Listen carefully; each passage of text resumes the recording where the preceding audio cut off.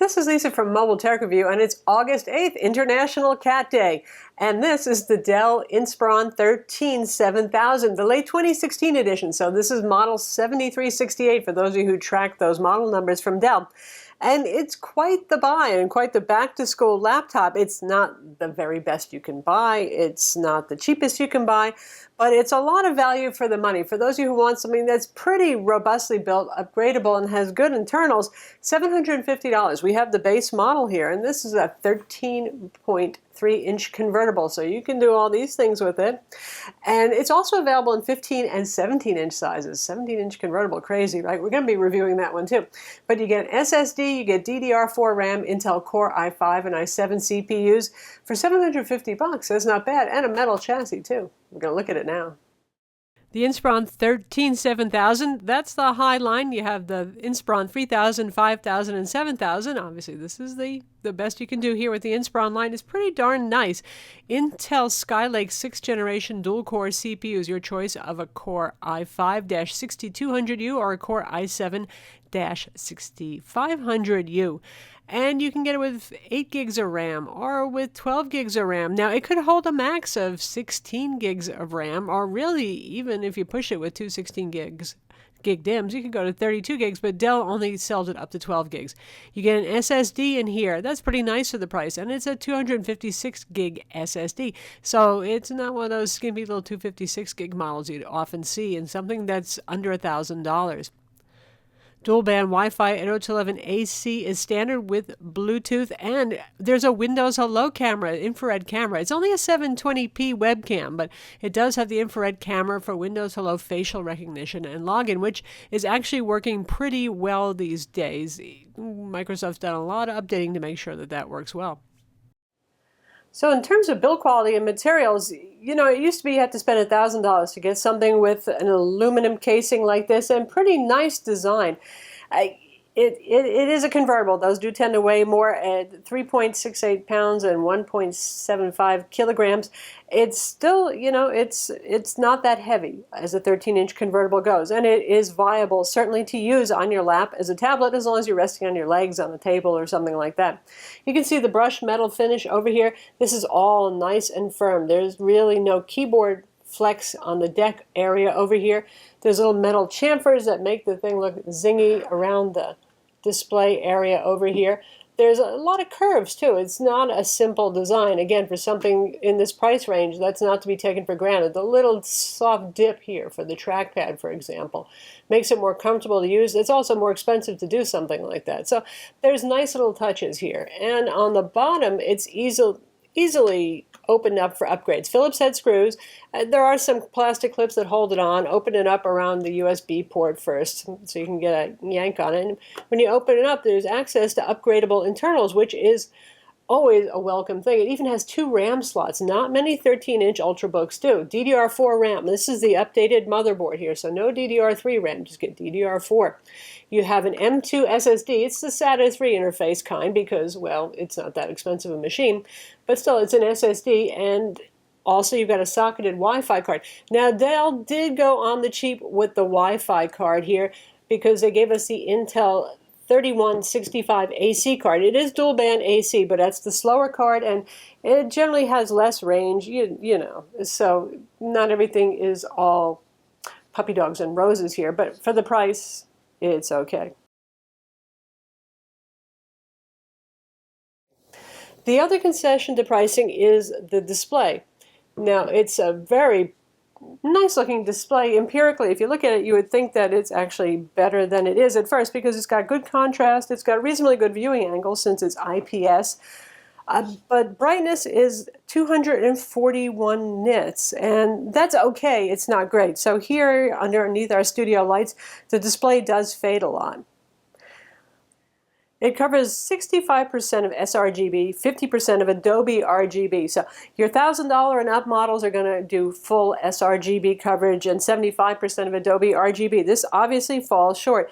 It's still nice enough looking. In that photo, the cat looks pretty sharp and colorful. Contrast is pretty good on it. But if you're going to buy this because you're going to school to be the next greatest Photoshop jockey or video producer, you'd want to spend the money on something with an even better display. Gamma's a little off. 2.2 is proper and perfect, this is 2.3.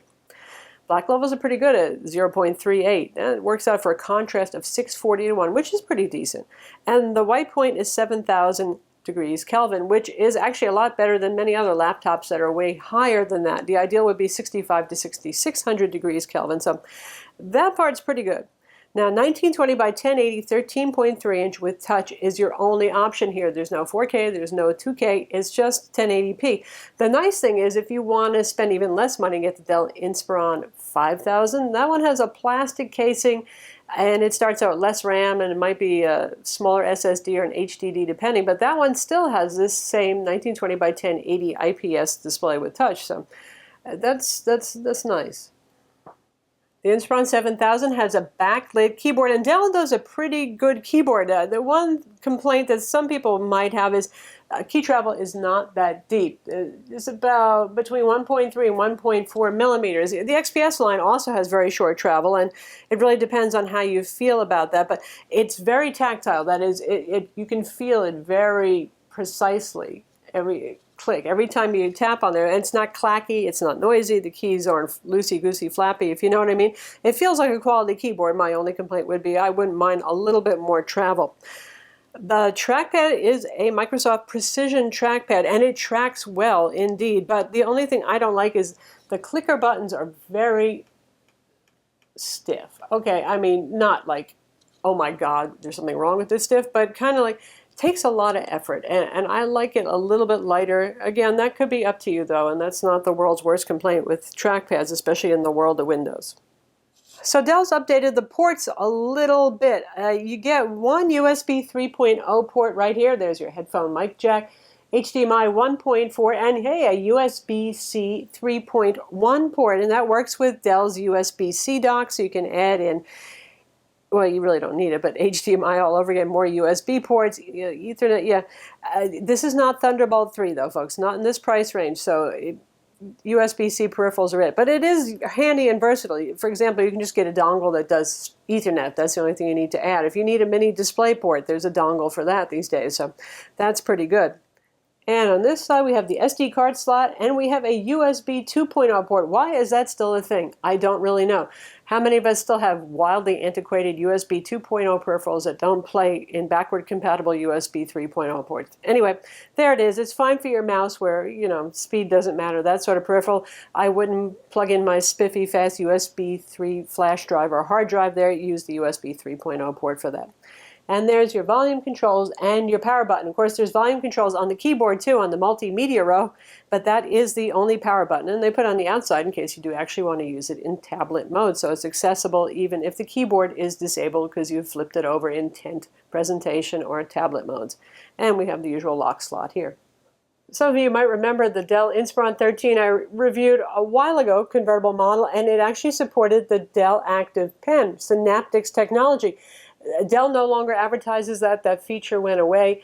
But I would say it looks like there's still a Synaptics digitizer in here, but there's no driver or controller or something like that, because it will recognize the pen a little bit. You can tap on it and sometimes something happens. Sometimes it does just absolutely, you know, you could accidentally do things you didn't want to do. So it doesn't really, it does things on its own. It's uncontrollable. This is not an option. Just doing it actually to show you that this is not an option. So how about battery life? It's kind of average for a 13-inch Ultrabook. It has a 42 watt-hour battery, which is within the range of normal. Sometimes we see as high as the low to mid 50 watt-hour, but this is okay. 3-cell, compact 45-watt, traditional laptop-style charger included, very compact, so not going to weigh you down. So Dell gets very granular about their battery life claims. They claim up to 8.5 hours for our configuration with a Core i5, 8 gigs of RAM, and a 256 gig SSD. If you move up to a Core i7, they claim 6.5 hours. If you move up to a Core i7 and the big 512 gig SSD, then they claim only 6.5 hours. So they're really letting you know every little detail there, aren't they? Now, in practical speaking, 40% brightness, which is about as low as I can stand to use. This is not the brightest display in the world. With Wi-Fi active and a mix of productivity tasks, Microsoft Office, and some streaming video too, YouTube, Netflix, that sort of thing, It's the usual 6.5 to 7 hours or so, which is pretty typical for Ultrabooks in this class. So not a stellar Energizer Bunny like the HP Spectre X360, but pretty usable. So performance is, well, pretty much like you would expect from any Intel 6th generation Skylake dual-core ULV 15-watt Ultrabook with a Core i5 or Core i7 CPU inside.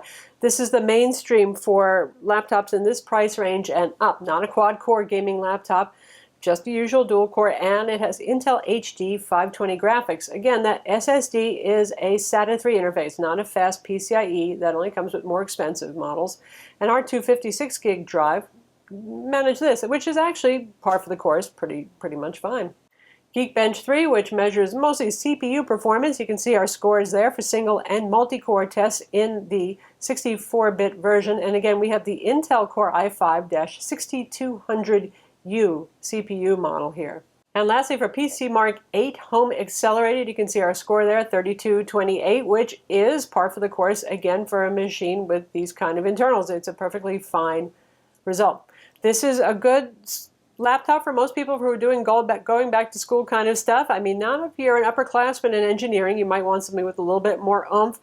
But if you're just starting out in the first 2 years, it's perfect. If you're a liberal arts major, it's fine for all 4 years, certainly, and it's good for high school, too. It's capable of doing any productivity task snappily. It's fine, actually, for Photoshop, too, if you want to do some photo editing, that sort of thing. Again, color accuracy, you know, it doesn't have that great a color gamut, but it has the horsepower, certainly for those who are doing casual photo editing. It is not really a CAD machine. None of these Ultrabooks are with integrated graphics. So I know some of you do make do with these, at least for your first 2 years in school, and that's certainly possible. Not a gaming laptop either. This is, you know, you can do casual games. You can do older games, even Skyrim on low settings and 1024 by 768 resolution, that sort of thing, but this is not for playing The Division, for example. So that's the Dell Inspiron 13. Again, this is the fall 2016 edition of the ongoing Inspiron line, 7000 series, high-end among Inspirons, and it's a pretty darn nice laptop for the price, honestly. If you want to spend even more money, you can get something that looks even maybe a little bit sexier and has pen support like the HP Spectre X360. And that generally goes around $1,000 and up, though. This is $750. You could do a lot worse for your money while still getting something that's robustly built. Dell has pretty good warranties and support. You get fast storage in here, Intel Core i5, i7 CPU, so good performance, dual core, usable keyboard. The trackpad's fine except for that clicker. I just don't like the clicker. The display is decent. It is not exceptional. Again, you do get what you pay for. There's a reason why some laptops cost more, like $1,000. You get brightness, you get better color gamut, that sort of thing. But you get the idea. It's a pretty solid buy overall at a nice price. I'm Lisa from Mobile Tech Review. Be sure to visit our website for the full written review and subscribe to our YouTube channel for more cool tech videos.